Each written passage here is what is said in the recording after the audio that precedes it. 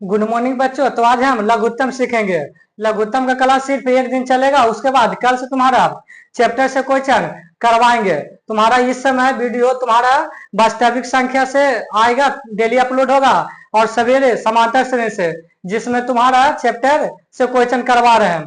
और इसके बाद जैसे ही चैप्टर तुम्हारा समाप्त होगा तो हम सेट प्रैक्टिस करवा देंगे। इससे ज्यादा तुम्हें करने की कोई जरूरत नहीं है, बस रिवीजन करते रहना। चलो तो देखो आज लघुत्तम। लघुत्तम समवर्ती फुल फॉर्म हो गया एकदम पूरे। उसके बाद शॉर्टकट में लसा, और इंग्लिश में लिस्ट कॉमन मल्टीपल। और लिस्ट से एल लिए हैं, और कॉमन से सी लिए हैं, और मल्टीपल से एम लिए हैं। इसको भी हम 3 विधि से बनाते हैं।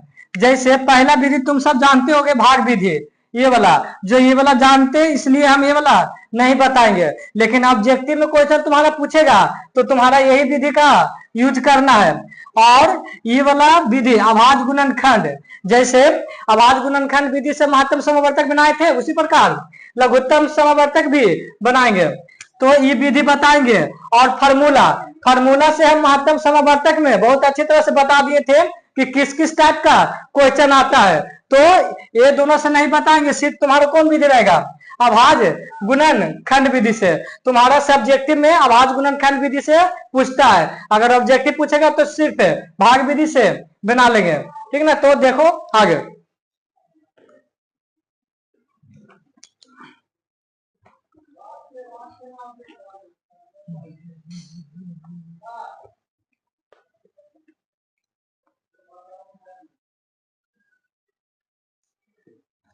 जैसे तुम्हारा क्वेश्चन आएगा कि 40 और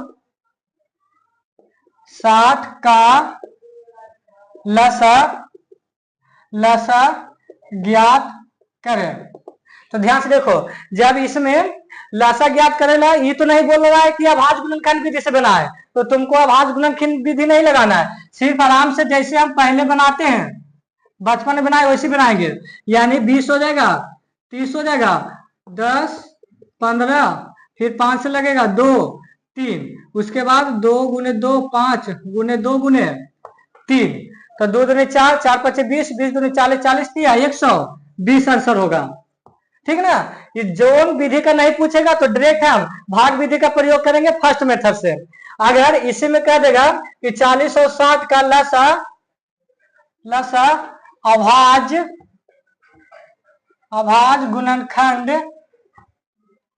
गुणनखंडन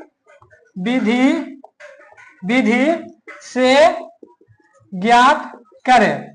जब ऐसे बोलेगा तो तुम्हारा अभाज्य गुणनखंड विधि लगाना है। और जब भी पूछेगा तो तुम्हारा 2 नंबर वाला पूछेगा, यानी सब्जेक्टिव में पूछेगा। ऑब्जेक्टिव में तुम्हारा सिर्फ ऐसे पूछेगा तो फर्स्ट मेथड से प्रयोग करके बना लेना। चलो तो इसको अभाज्य गुणनखंड से बनाते हैं। तो महत्तम में हम कैसे बनाए थे, सभी को हम अभाज्य गुणनखंड निकालते थे। यानी 40 और 60 का, तो 40 के निकालो, 20, 2, 10, 5, 5, जब तक नीचे 1 नहीं आएगा जब तक करते रहना। 60, 2, 30, 15, 3, 5, 1, यानी 40 का कितना हो गया, 2 पर पावर क्यों 5। इसका कितना हो गया, 2 पर स्क्वायर गुने 3 गुने 5। तो ध्यान से देखो तो 2 के पावर 3 गुने 5, ये 2 पर स्क्वायर गुने 3 गुने 5। तो हम महत्तम में क्या पढ़े थे कि सभी घर में मौजूद हो, सभी घर में मौजूद हो और सबसे छोटा पावर। लेकिन लघुत्तम ऐसा नहीं होता है। लघुत्तम में सिर्फ दोनों घर में रहे चाहे मत रहे, उसका सबसे बड़ा वाला पावर लिया जाता है। जैसे ध्यान से देखो, इसमें 2 है 5 है, इसमें 2 3 5, तो देखो लसा कैसे निकालेंगे। 2 है तो 2 और किधर है, हाँ यहां भी है, लेकिन सबसे बड़ा वाला पावर लेना, छोटा वाला नहीं। छोटा वाला महत्तम में लिया जाता है, सबसे बड़ा मतलब 2 पर पावर 3। अब देखो 3 इस घर में नहीं ना है, रहे चाहे मत रहे तुमको लेना होगा। ठीक ना, क्योंकि महत्तम नहीं निकल रहा है, लघुत्तम निकल रहा है। चलो 5, 5 में तो दोनों का पावर एक एक है, तो कोई एगो ले लेते हैं। समझ में आ गया? तो लसा में क्या करेंगे, मिले चाहे मत मिले उसका बड़का पावर लेना है। यानी 2 2 था तो बड़का पावर ले लिए, 3 नहीं था के नो तो 3 के 3 उतार दिए, 5 5 एक एक पावर था तो 5 ले लिए। चलो इसको गुना करो, 2 के पावर 3 का मतलब कौन ची, 2 गुने 2 गुने 2, 3 मतलब तो 8 होगा, गुने 3 प्लस 5, सॉरी प्लस नहीं गुना, तो 8 या 24, 24 5 20 से।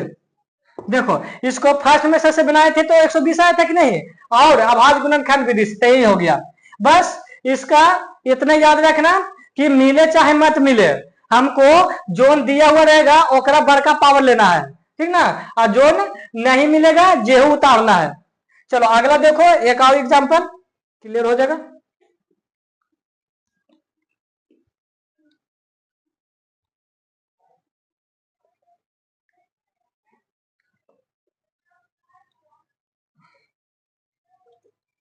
इसको ले लेते हैं 120 और 150, 120 और 150, तो ये 120 का अभाज्य गुणनखंड निकाल लेंगे, उसके बाद 150 का, तो 120 का निकालो इधर बगल में, 7 होगा, 30 होगा, 15 होगा, 3 होगा, 5 होगा, 5 1। अब 150 का निकालो, 2 से लगेगा 75, 3 से लगेगा 25, फिर 5 से लगेगा 5, फिर 5, इसका कितना हुआ 1 2 3, 2 के पावर 3, 3 गुने 5, 2 गुने 3 गुने 5 के पावर 2। चलो तो लिख लो, 2 के पावर 3 गुने 3 गुने 5, 2 गुने 3 गुने 5 का स्क्वायर। चलो लसा निकालना है हमको, लसा माने लघुत्तम समवर्तक। तो हम क्या बोले थे कि मिले चाहे मत मिले हमको सबसे बड़ा वाला पावर लेना है। तो 2 2 और इधर है तो इसका 1 पावर है, इसका 3 पावर है, तो 3 पावर वाला लिया जाएगा। 3 3 दोनों सेम है तो कोई एगो ले लो, और 5 पर पावर 2 और 5 पर पावर 1 है, क्योंकि 1 छिपा हुआ रहता है तो ये वाला लेना होगा, 5 के पावर 2। यानी इसको 2 के पावर 3 है तो 2 का के 3 वाला लिखेंगे 3, और 5 का के 2 वाला। अब गुना कर लो, 2 दूनी 4, 4 दूनी 8, 8 तिया 24, 24 पचे 20 से, यानी 120, 120 को 5 से गुना करो, 12 5 7, यानी 600 आएगा आंसर। 600 आएगा कि नहीं? अगर इसी में हमको तुमको कह देता कि लासा और मासा ज्ञात करे तो मासा कितना हो जाता? मासा का नियम क्या है, सभी घर में मौजूद हो तो, और सबसे छोटा पावर, तो 2 2 दोनों में मौजूद है लेकिन छोटा पावर ये 2 लेवा जाएगा, 3 3 मौजूद है, 3 का पावर दोनों में 1 1 है तो 1 लेवा देगा, 5 दोनों में मौजूद है लेकिन छोटा पावर वाला लिया जाएगा, तो इसका मासा कितना 3 6 6 5 30, ठीक ना। अगर मासा पूछ देगा तो अब आगे एक एग्जांपल और दो, ये तो 2 गो है, अब 3 गो वाला देखो, ठीक ना। बस इतने याद रखना है।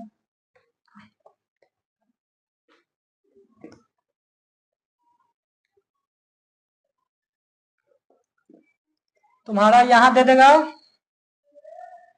60 80 120 का लसा अभाज्य गुणनखंड विधि द्वारा ज्ञात करें।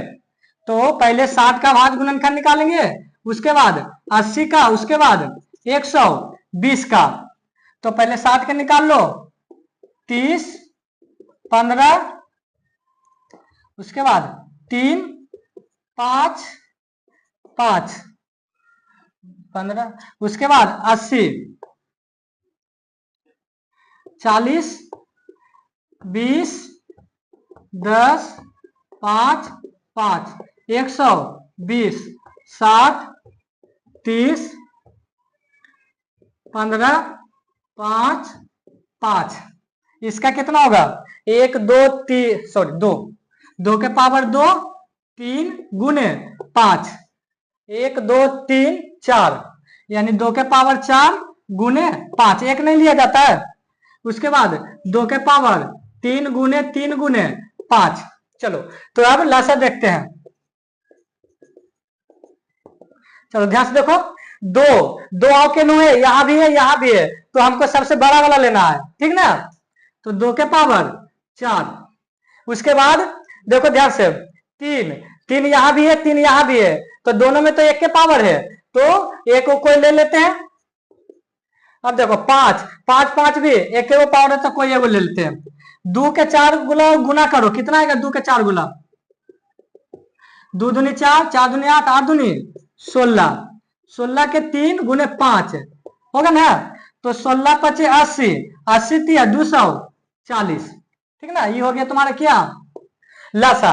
अगर तुमको यही बोल देता कि मासा ज्ञात करे, तो इसी में मासा निकालना रहेगा, तो क्या करते हैं, सबसे छोटा पावर सभी घर में मौजूद हो, 2 2 2 सभी में मौजूद है, छोटा पावर वाला लेते हैं, 2 का पावर 2, 3 3 ई में है, ई में नहीं ना है, तो 3 नहीं लिया जाएगा, क्योंकि मासा में सभी घर में मौजूद होना चाहिए।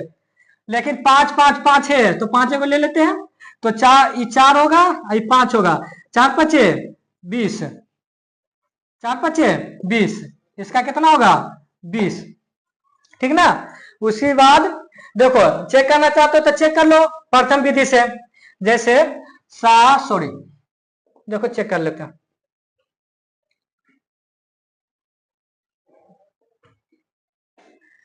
60 80 120, तो 30 होगा, 40 होगा, 60 होगा, 15 होगा, 20 होगा, 30 होगा, फिर 2 होगा, 15 होगा, 10 होगा, 15 होगा, 3 होगा, 5 होगा, 10 होगा, 5 होगा, 5 से लगाओ, 1 होगा, 2 होगा, उसके बाद 1 होगा, 2 गुने 2 गुने 2 गुने 3 गुने 5 गुने 2, देखो 2 दूनी 4, 4 दूनी 8, 8 दिया 24, 24 पचे 20 से 120 दूनी 240, आया कि नहीं 240, ठीक ना। तो इसी तरह से बना लेंगे, बस इतना याद रखना है कि मासा में सभी घर में मौजूद हो और छोटा पावर लेना है, और लासा में कोई में घर में मौजूद हो चाहे मत हो, हमको जो दिया रहेगा उसका बड़का पावर लेना है, ठीक ना, चाहे मिले चाहे मत मिले, बस इसको इतना याद रखना है। अब देखो इसमें एक पूछ देता है,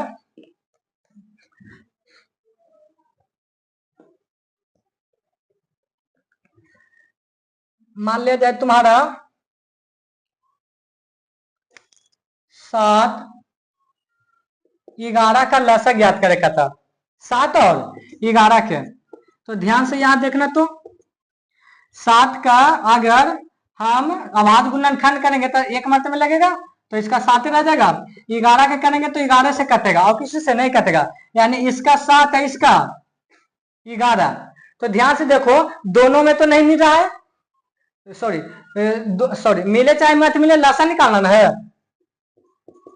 तो लसा में मिले चाहे मत मिले, 7 का नहीं करो नहीं, 11 नहीं तो नहीं, 11 7 77, कितना आंसर आएगा, जब नहीं कोई है तो 7 गुने 11 हो जाएगा। तो कहने के मतलब एक बात ध्यान से देखो, 7 और 11 दोनों अभाज्य संख्या है कि नहीं, क्या है अभाज्य संख्या है। जब अभाज्य संख्या है तो क्या कर दिए, 7 और 11 में गुना कर दिए डायरेक्ट, ठीक ना, यानी तुम्हारा क्वेश्चन कुछ भी रहे, जब अभाज्य संख्या दिया हुआ रहेगा तो सबको आपस में गुना कर देंगे, ठीक ना। और मासा में क्या होता था, मासा में क्या होता था, मासा में उल्टा होता था, जब दोनों घर वाला नहीं मिल रहा है कोई, तो आंसर क्या होता था, 1 होता था अभाज्य संख्या वाला, याद करो। लेकिन लसा में क्या होगा, जब नहीं रहेगा तो क्या करना, दोनों का गुना कर देना। मान लिया जाए इसके जगह पर एक चीज और दे सकता था, जैसे इसको 7 है, इसको 7 के नहीं, इसको कर देते हैं, रह दो 7 रह दो, 11 रह दो 13, तो ध्यान से देखो तो 7 11 13, 7 11 13 रहता, तो क्या करते हैं, तो 7 भी तुम्हारा अभाज्य संख्या है और 11 भी तुम्हारा अभाज्य संख्या है और 13 भी ये अभाज्य संख्या है, तो क्या करते हैं, सब तो एक मर्ते में लगता, तो लसा क्या निकलता, सभी को आपस में गुना कर दो, यानी 11 7 77, और कमा 13 से गुना करो, 7 1 7 21 2 23 7 7, 1 0 10, तो इसका कितना था 101। यानी हम यह समझाना चाह रहे हैं कि जब आवाज संख्या का लसा आपस में गुना होता है, ठीक ना। तो इसमें एक क्वेश्चन तुम्हारा बोर्ड एग्जाम में पूछा था इससे रिलेटेड, देखो क्या पूछा था।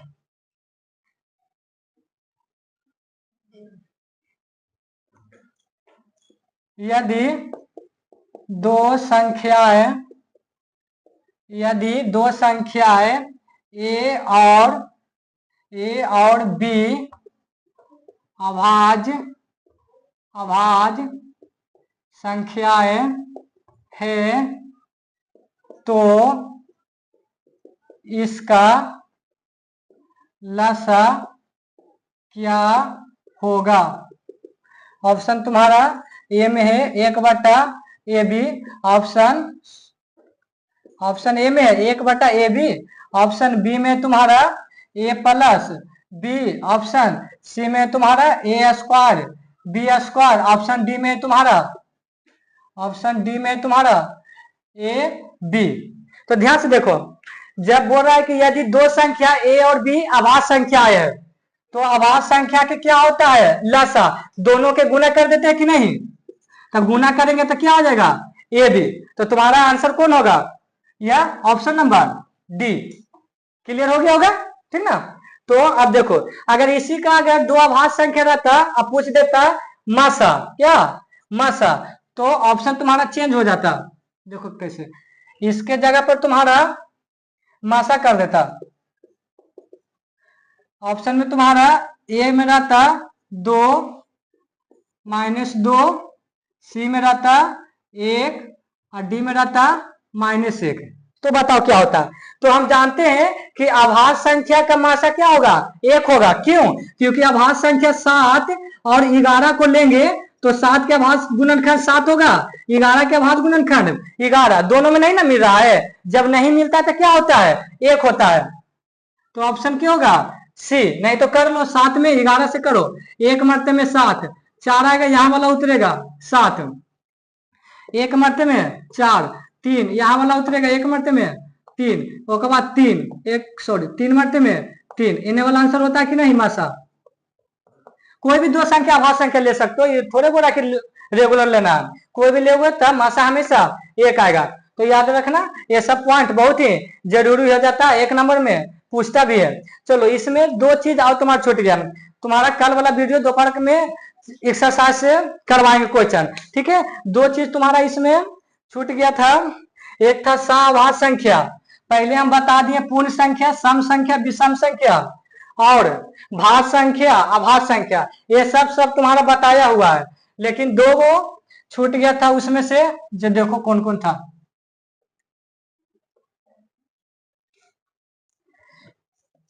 एक तुम्हारा है सअभाज्य संख्या, इससे क्वेश्चन पूछता है, ठीक ना। अभाज्य संख्या या इसी का दूसरा नाम है असभाज्य संख्या, ठीक ना। इससे क्वेश्चन पूछता है इसलिए बताते हैं।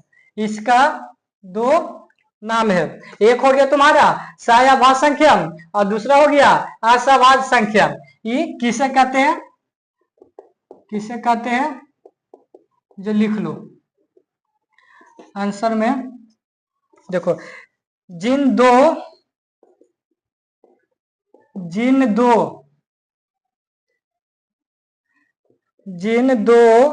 प्रकृत संख्याओं के जिन दो प्रकृत संख्याओं का महत्तम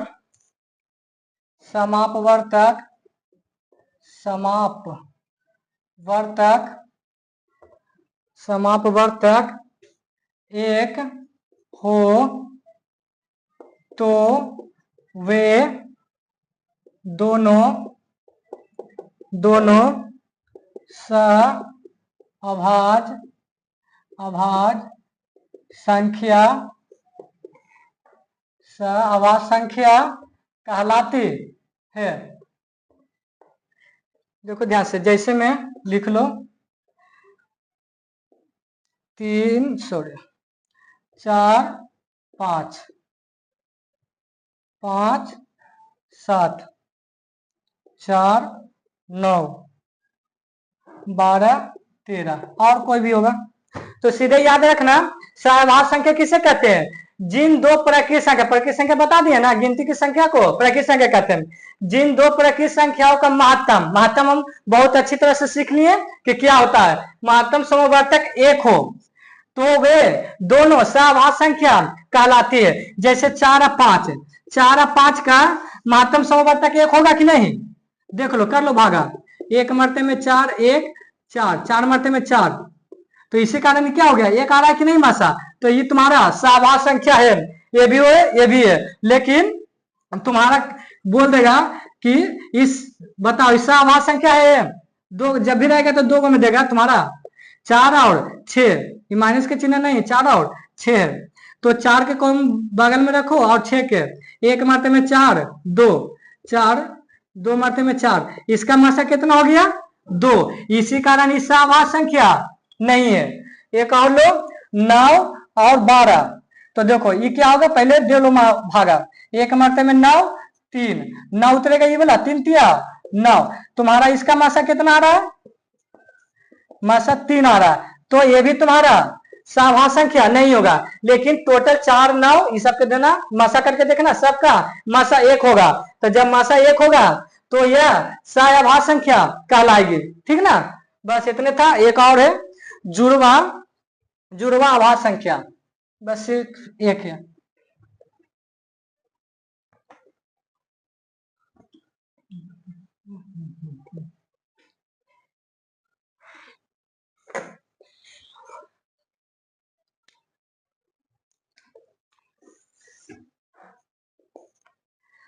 जुड़वा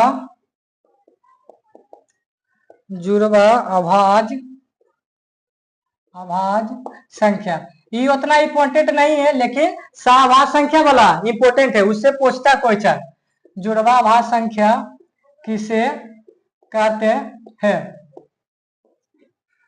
लिखो, जुड़वा अभाज्य संख्या किसे कहते हैं? जिन दो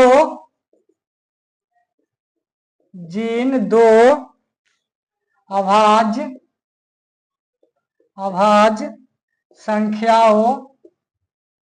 संख्याओं के बीच का अंतर 2 हो तो वे दोनों संख्याएं